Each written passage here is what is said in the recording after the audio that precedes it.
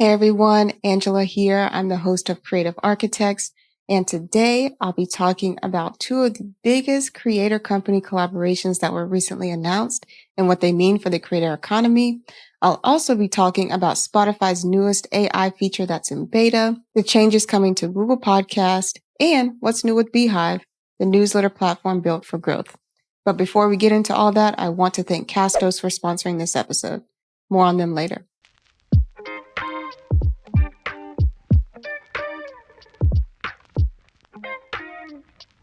When you think about pop culture or mainstream culture in any country in the world, what you think about is cuisine, music, sports. To put podcasters on the same level as sports is absolutely wild. This podcast is brought to you by Castos. One of the best ways to learn something is to go directly to the top people in that field. At Castos, we do just that. Each episode of Creative Architects features creators who have taken their work to the next level. We hope that by watching and listening, it will inspire more creativity in your work. Along the way, Castos wants to be a part of your creative journey. From our suite of tools, feature-rich hosting platform, and even our production services, we're here to help. Connect directly with us by emailing hello@castos.com or by clicking on the link in the description. Thanks for tuning in. It means a lot. I hope you enjoy the show. I was recently in New York City for Climate Week, and I got the opportunity to check out the Hove exhibit at the Brooklyn Public Library. The exhibit spans all 3 floors. It has some really great interactive media and physical media. I'm talking, albums, vinyls, VHS, books, photographs. And I really began to think about what is the future of physical media in such a digitally focused creator economy, right? There is no vinyl for podcasts that we know of yet, right? There's not necessarily a lot of physical media really present right now, but jerseys as collectible items could fit the bill. Feastables, which is a business founded by Mr. Beast, small YouTuber, may have heard of him, recently got patch rights to the Charlotte Hornets jerseys. To say that collaboration is small is not accurate. To see a creator-founded brand be on the face of, the Charlotte Hornets and see them do, all the press release photos and, all the amazing things that are going to come out of this collaboration, I think that is huge. I don't know about you. I've never tried Feastables, but now I want to. You know what I'm saying? Even if you didn't know who Mr. Beast was, I think it just puts him at an even larger point of the conversation. And that's not all. We also see Spotify and Barcelona FC have inked a $306 million deal over the course of 4 years. I think that's a little over $70 million a year for jersey rights. So Spotify had already been partnering with Barcelona for at least a year or so that I know of. But now, not only are they going to be able to put the Spotify logo, but, music artists and podcasters that they have exclusive deals with. If you're anything like me, you think about and hear about some of the deals that they've made in the past. I think they made a $60 million deal over the course of 3 years with Call Her Daddy podcast. So essentially $20 million a year, which is an insane amount to give a creator, but her show is exclusively on Spotify. But there are some other ones that are completely new that, creators that had never had podcasts before that are being paid to make podcasts specifically for the Spotify platform.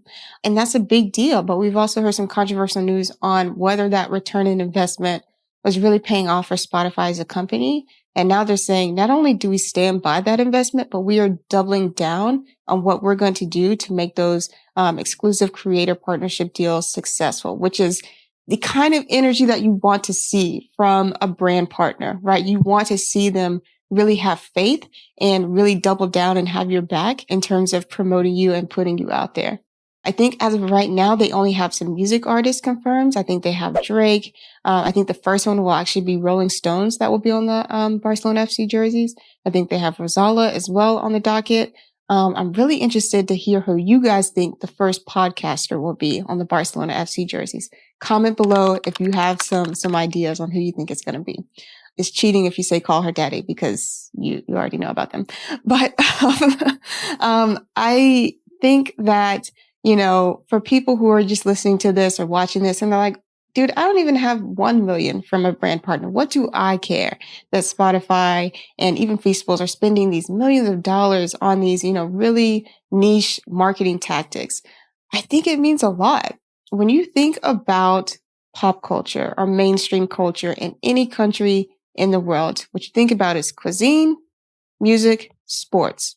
To put podcasters on the same level as sports is absolutely wild, right? To bring them to the forefront of the conversation, especially as a creative economy, a creative industry, that's freaking huge. I'm so excited to see where that goes in the future and what this means for other brands who are doubting just the influence and the ability for podcasters and creators to make waves in the future, and what, future brand deals could look like, how creative they're going to continue to get, and how, specific to the creator and to the creative company that, we're going to see these brands start to grow and evolve. So super excited to hear that. Super excited for the chance for physical media to kind of take shape in the form of, creator brands. So creator products like Feastables, that's a physical thing you can hold and touch. A jersey, that's a physical thing you can frame, you can wear it, you can experience that. And I think that's so awesome to see, and super excited for what else is going to come up. If we have another, just absolute legend come up and try to do, their own exhibit in 50 to 100 years, maybe Beyonce, like what is that going to look like, right? What is replica or legendary merch going to look like in the future? Mainstream culture has universal elements that everyone can relate to in some way, shape, or form. And introducing YouTubers and podcasters into that conversation is huge. If only there was a podcast platform that was going all in on video podcasts right now. Oh, wait. If you haven't heard, Google Podcasts is sunsetting their app, and they're moving all podcasts to YouTube Music, YouTube Playlist, I believe in the next year or so. Why is that huge? Especially if you're an audio podcaster, why do you care about that? I think that Google Podcasts and YouTube Podcasts specifically are making a turn into a new era. I think they're transitioning the idea of what a podcast can be. I think there are a lot of things that we don't know yet, like how RSS feeds will play into the mix, how people are going to have the same audio experience as they do video experience, as they do on, video podcasts by Spotify, which is, you can still turn your phone screen off to listen to video podcasts or, the audio from that. So, right now, the only way that you can listen to YouTube music or YouTube in general with the app closed or, while you're browsing on your phone, while you're driving, is to have YouTube Premium. So it's a paid experience to have that. I wonder if YouTube is going to make an exception for YouTube podcasts in the future so that, they can get more viewers and listeners onto the platform. We'll see. Remains to be seen. But I think that only good things can come from that, because I don't think Google really invested in the experience of Google Podcasts. And I think that, in terms of discovery, YouTube is going to play a huge role in video podcast discovery and audio podcast discovery. And I'm really excited to see what they do next with YouTube podcasts. I heard rumblings at a recent podcast festival that Spotify will be rolling out to specific creators who have an audience of a certain size, the ability to upload their video podcast in whatever host they use. So they won't be chained to, Spotify for podcasters to upload their video podcast to the platform. I think right now with Apple Music or Apple Podcasts, you have that ability to upload a video podcast no matter who your host is. But for that to come to Spotify, that would be incredible.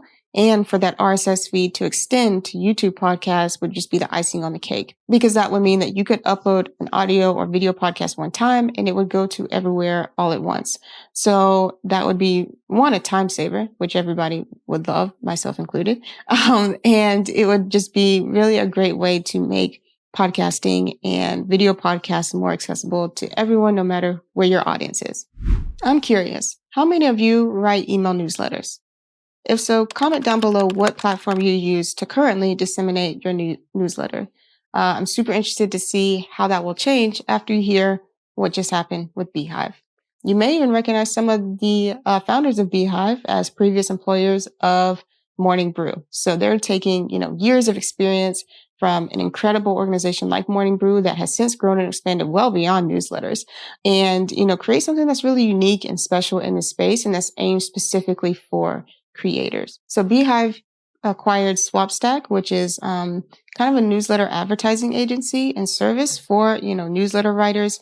So to have that fully integrated in Beehiiv in the coming months is going to be incredible. Beehiiv has already been a great resource for creators and newsletter writers who want to grow their newsletter through referrals. So now not only are you able to organically grow your newsletter even more for your audience to grow, through that one platform, now you also have an opportunity to connect directly with brands and companies who would like to sponsor your newsletter directly and have ad space within your newsletter. Again, Descript staked their claim last week against Riverside, and we are seeing Beehiiv going toe to toe with ConvertKit with this new acquisition. ConvertKit, for those that don't know, actually acquired Sparkloop for their referral network because they already had an ad network built in to their platform. So now you're kind of seeing, Beehiiv catch up in that aspect with the ads. Wow. This is awesome, right? And I think that, at the end of the day, everybody wins when creative companies start to consolidate and really think about what features can we add that people will really love and how can we make that so that they can find them all in one place. It's super great to see Beehiiv really kind of sticking it out. So super happy for Beehiiv and Swapstack. Super excited to see what incredible things come from that collaboration and partnership. This is probably my longest episode of Creative Architects. And I know you're probably thinking, wow, I wish I could have this translated into another language so that I could share this with my friend who's a really huge Barcelona FC fan. Well, Spotify is working on an AI feature that does just that.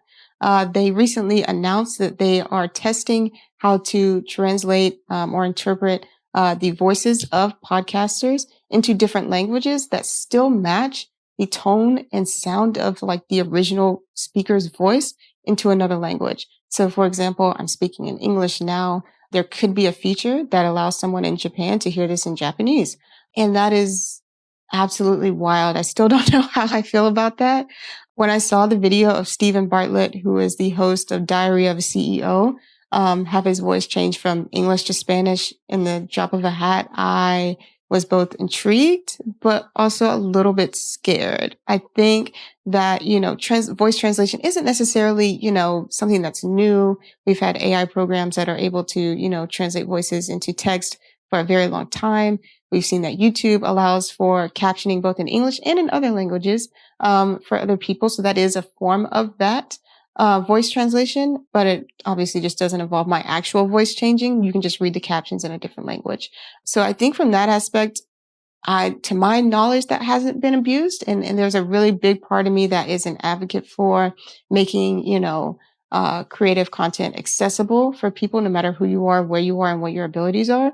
And so I am excited for it to get rolled out and to see what the reception will be. As, we all know that podcast is not exclusive to the United States. So, how can we make this more accessible for other people and what the global reception to that will be? I think really, if there's nothing else to take away from this episode, is that we're seeing that Spotify is focused on being a global podcasting brand and global audio brand. And I'm excited. I'm excited. I'm excited. I hope you're excited. I hope you're excited. If you stayed to the end of this video, thank you. You are a trooper. If you liked it, give us a like on YouTube. Leave us a rating or review on your audio streaming app of choice. And I will catch you in the next episode. Thank you, guys. That's all for this episode. If you enjoyed it, please give us a 5-star review on your listening app, like this video if you're tuning in on YouTube, and subscribe for more episodes. I'll catch you in the next episode.